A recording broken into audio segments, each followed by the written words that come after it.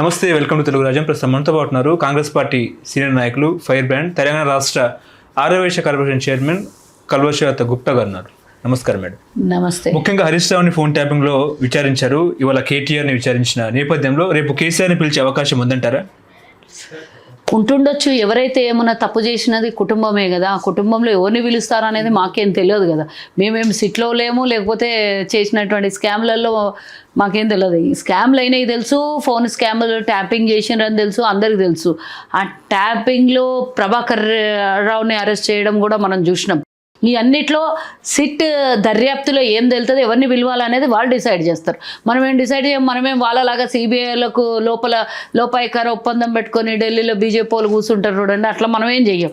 వాళ్ళ విచారణ వాళ్ళు చేసుకుంటూ పోతారు, చట్టం తన పని తాను చేసుకుంటూ పోతుంది. ముఖ్యంగా ఇందులో ఎవరు భాగస్వాములు ఉన్నా అధికారికంగా ఎవరికి కూడా ప్రభుత్వంలో ఉన్నప్పుడు అది కూడా సెంట్రల్ నుంచి పర్మిషన్ తెచ్చుకొని ఫోన్ ట్యాపింగ్ చేయాలి అంటే అది పోలీసు వ్యవస్థ సెంట్రల్లో అన్ని పనిచేస్తేనే ఫోన్ ట్యాపింగ్ చేయొచ్చు. కానీ అకారణంగా అందరి కుటుంబాలయ్యి, మహిళల ఫోన్లు, ప్రతిపక్ష నాయకులు, వ్యాపారస్తులయ్యి, పెద్ద పెద్ద నాయకులయ్యి వీళ్ళందరివి ఫోన్ ట్యాపింగ్లు చేయడం అనేది ఎంత పెద్ద నేరమో ఒక్కసారి దీంట్లో వాళ్ళు జైలుకు పోయినాక దీని మీద ఏం శిక్షలు పడతాయో అప్పుడు తెలుస్తుంది. అంటే సిట్ అంటే రేవంత్ రెడ్డి టీం, అది సిట్ అంటే సిట్, స్టాండ్ అంటే స్టాండ్ అన్నట్టు కూడా హరీష్ రావు మాట్లాడుతున్నారు. నిజంగా అది రేవంత్ రెడ్డి ఇన్వెస్టిగేషన్ టీం అంటారా?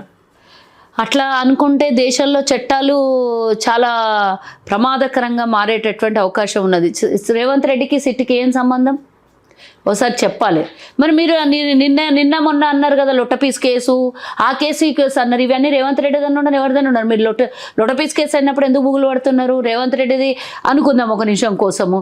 మరి మీరు ఎందుకు భయము? మీరు తప్పు చేయకపోతే, నేరస్తుడు తప్పు చేస్తే తప్పించుకోలేడు. తప్పు చేయకపోతే ఎలాంటి చోటనైనా కూడా నిర్భయంగా సమాధానం చెప్పడానికి మీకు రైట్ ఉంది, మీకు దమ్ము ధైర్యం ఉన్నది. మరి అట్లాంటప్పుడు రేవంత్ రెడ్డి టీమా, లేకపోతే గవర్నమెంట్ టీమా, లేకపోతే సిట్ అంటే దాని ఒక దర్యాప్తు సంస్థన అనేది మీకే తెలుస్తుంది కదా. అది లోపల పోయి ఏం మాట్లాడేసి వచ్చినో పబ్లిక్కు చెప్పండి.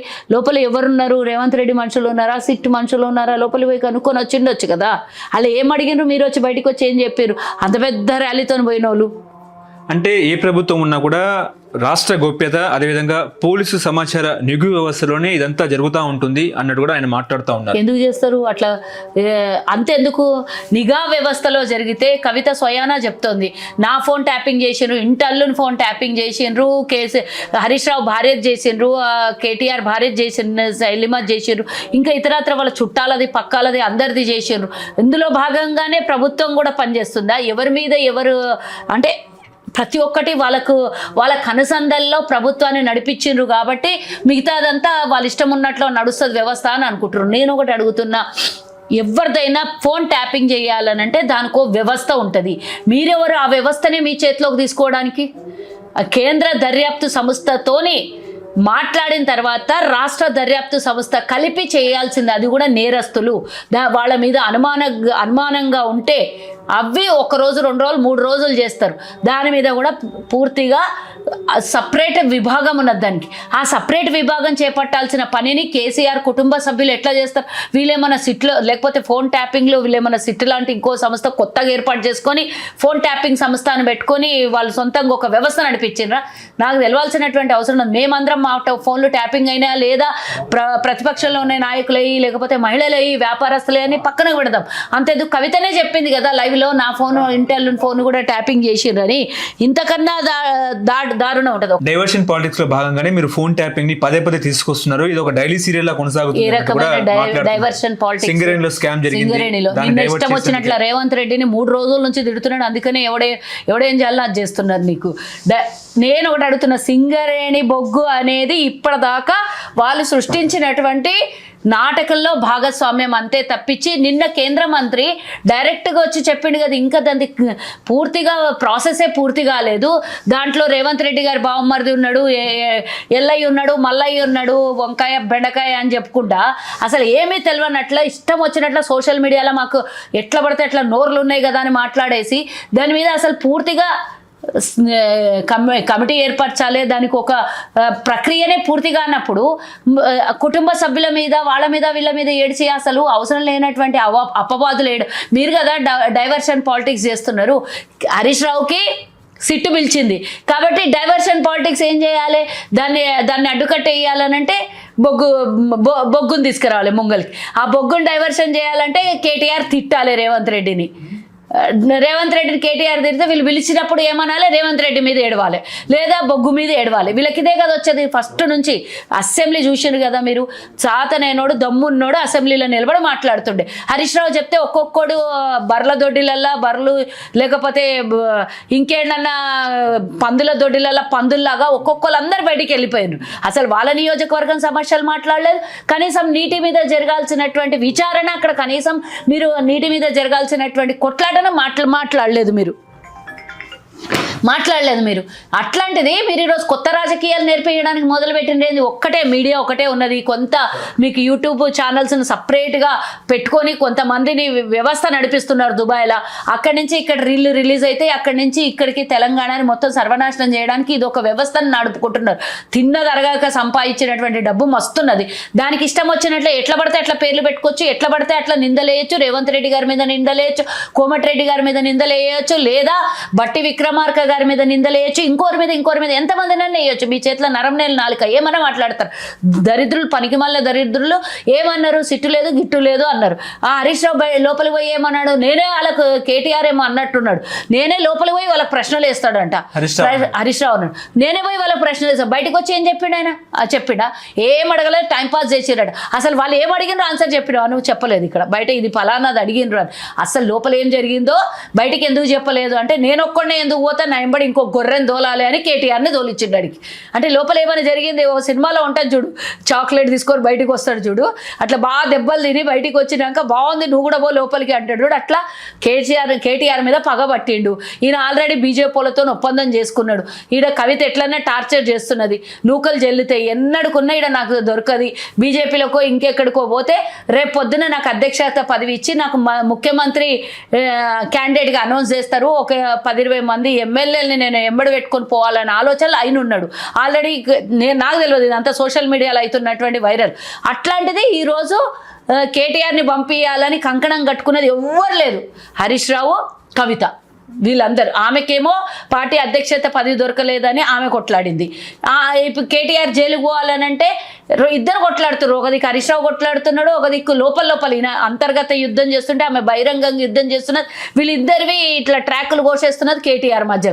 కాబట్టి బిడ్డ నేను ఒక్కడనే సిట్టుకి ఎందుకు పోవాలి, నువ్వు కూడా పోయి రావాలని బయట లోపల ఏం జరగలేదు. నేనే ప్రశ్నలు అడిగేసి వచ్చినా నాకు సిట్టోడు విచారణ చేస్తాను, నేనే సిట్టుకు విచారణ చేస్తాను ఆడవాడు.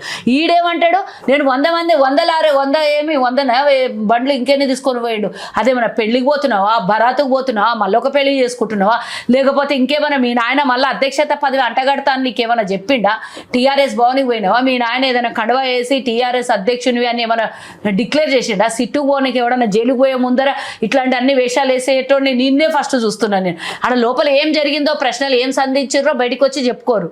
తన్నులు తింటే కూడా మేము మాకేమన్నా నేనే కొట్టొచ్చిన అనే రకం ఈ రకాలు. కాబట్టి ఫోన్ ట్యాపింగ్ విషయంలో అది పెద్ద నేరాతి నేరము. ఎవరిది కూడా పర్సనల్ అనేది ఒక వ్యవస్థ ఉన్నది, మనకు ప్రజాస్వామ్యం ఉంది కదా అని చెప్పేసి పర్సనల్ వ్యవహారంలోకి తల దూరిస్తే ఎసుంటోడైనా సరే ఈరోజు తప్పించుకుంటారేమో చట్టం పరిధిలో నుంచి. కానీ చట్టం ఎవరికి కూడా చుట్టం కాదు. ఎప్పుడో ఒక రోజు తప్పు చేసిన వానికి శిక్ష తప్పక పడే తీరుతాం. అంటే దావోస్పర్లో ఉన్న రేవంత్ రెడ్డి మీద కేటీఆర్ అనుచిత వ్యాఖ్యలు చేసినందుకు నోటీసులు ఇచ్చారనుకోవచ్చా? ఆల్రెడీ ఎప్పటి నుంచో నోటీసులు 2 రోజుల తర్వాత ఉండే ముందే వచ్చినాయి. తినబోతు రుచెందు చూస్తూ లోపల నడవని తొలుకొని పోయిన వాళ్ళు. దావోసు పోయి ఏమన్నాడు, నేను వాళ్ళ సోషల్ మీడియా పనికిమాలిన సోషల్ మీడియా ఉంటుంది చూడు, కేటీఆర్ అంటే దావోసు పోయి అదే హార్వర్డ్ ఏదో యూనివర్సిటీలో ఆయన పోయి లెక్చరర్గా లెక్చర్ ఇచ్చిండంట. రేవంత్ రెడ్డి ఏమో చదువుకొని పోయిన స్టూడెంట్ అంట.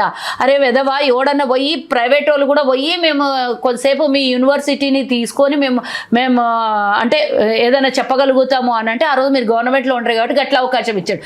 ఈరోజు దేశంలోనే మొట్టమొదటిసారి అధికారంలో ఉండి ఒక ముఖ్యమంత్రిగా హార్వర్డ్ యూనివర్సిటీలో ఒక పొజిషన్లోకి ఒక రాజకీయ దీనికోసం పోయినటువంటి రేవంత్ రెడ్డి గారు దాంట్లో దేశంలో ప్రపంచ దేశాల్లో నుంచి పలుమంది పాల్గొంటున్నారు వివిధ విభాగాల నుంచి.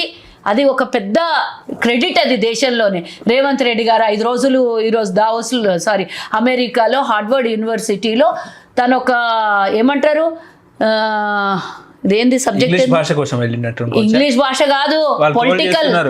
వాళ్ళు పనికి మాలిన వాళ్ళకి హార్వర్డ్కి వెళ్ళారు. ఏమొస్తుంది, పొలిటికల్ ది ఒక కోచింగ్ ఏదో ఉందంట సంథింగ్, అందులో పార్టిసిపేట్ చేశారు. అట్లాంటి రేవంత్ రెడ్డి అంటే ఇంగ్లీష్ భాష కోసం పోసాడు. ప్రపంచ దేశాల్లో చాలా మంది పెద్ద పెద్ద వాళ్ళు వచ్చారు, వాళ్ళు కూడా ఇంగ్లీష్ నేర్చుకోనికి వచ్చిండ్రా? ప్రపంచంలో అందరికీ ఇంగ్లీష్ వస్తుంది. మళ్ళీ హార్వర్డ్ యూనివర్సిటీకి వచ్చి నేర్చుకునేటోళ్ళు ఎంతమంది ఉన్నారు? చాలా మంది వచ్చారు వాడికి.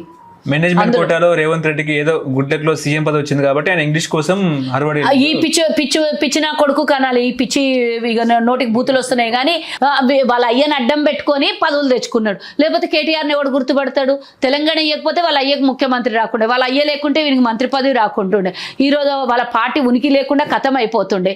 అట్లాంటి వాడు ఈరోజు వచ్చి నేను లీడర్షిప్ క్వాలిటీలు లేనోడు, సైడ్ ట్రాక్లో వచ్చినోడు.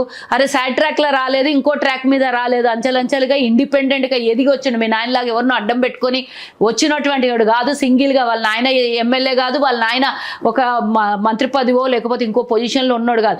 ఇండిపెండెంట్గా జెడ్పీటీసీగా, ఎమ్మెల్సీగా, ఎమ్మెల్యేగా, ఎంపీగా, పార్టీ అధ్యక్షునిగా, ముఖ్యమంత్రిగా, ఇట్లా ఏ ప్రభుత్వ అధికారం లేకున్నా డైరెక్ట్గా ముఖ్యమంత్రి ఇన్ని 20 ఏళ్ళు 15 ఏళ్ళు కష్టపడి స్వయం కృషి మీద పైకొచ్చి ఈరోజు రాష్ట్రానికే ఈరోజు ముఖ్యమంత్రి అయిండు. మీలాగా అడ్డగోలుగా వచ్చి రాష్ట్రాన్ని అడ్డం పెట్టుకొని సంపాదించింది కాదు. రేవంత్ రెడ్డి గారు లీడర్షిప్ క్వాలిటీల కోసం ఈరోజు అక్కడ కోచింగ్ కోసం వెళ్ళిండు. మీలాగా పనికి మాలినోని కోసం కోచింగ్ లేకుండా మీ నాయన చెప్పిన మాటలు విని, ఇంకా మీ చెల్లెలు చెప్పిన మాటలు విని, యోనువో మాటలు విని అంట్లు దోమొచ్చి ఈడ పాలిటిక్స్ చేస్తలేడు రేవంత్ రెడ్డి. రేవంత్ రెడ్డి తమ్ముడి పేరు కొండల్ రెడ్డి, రేవంత్ రెడ్డి పేరు కొండల్ రెడ్డి. కొడుకాడేమో అన్నాడు నిన్న చూసిన, తొండల్ రెడ్డి అన్నాడు. వాడైతే అరుదు తెచ్చుకొని పెట్టుకున్న పేరు. వాళ్ళ ఆయన తీసుకొని పోయి చిన్నగా ఉన్నప్పుడు అంటే తీసుకొని పోయి ఎన్టీఆర్ కాళ్ళ దగ్గర పెట్టిండంట. పదవి కోసం కొడుకుని కాళ్ళ బేరాలు పెట్టిండు. నువ్వు ఇంకోని పేరో అరువు తెచ్చుకున్నావునివి. అట్లాంటివి నువ్వు రేవంత్ రెడ్డి గురించి మాట్లాడితే నీకు పళ్ళు రాలగొడతారని తెలియదా నీకు? తొండల్ రెడ్డి గారు తొండలతో నిజంగానే రేవంత్ రెడ్డి అన్నట్లే ఈడ్చి కనిపిస్తే తెలుస్తుంది నీకు అప్పుడు. హలో, తెలుగు రాజ్యం ఛానల్ చూస్తున్నారా? సామాజిక, రాజకీయ, జీవన చిత్రణే తెలుగు రాజ్యం. అతిశయోక్తులు, అసత్యాలు ఉండవు. రాజకీయ కోణం కాదు, ప్రజా కోణమే కొలబద్ద. తెలుగు రాజ్యం వీక్షణ మీ ఉత్తమ అభిరుచికి నిదర్శనం.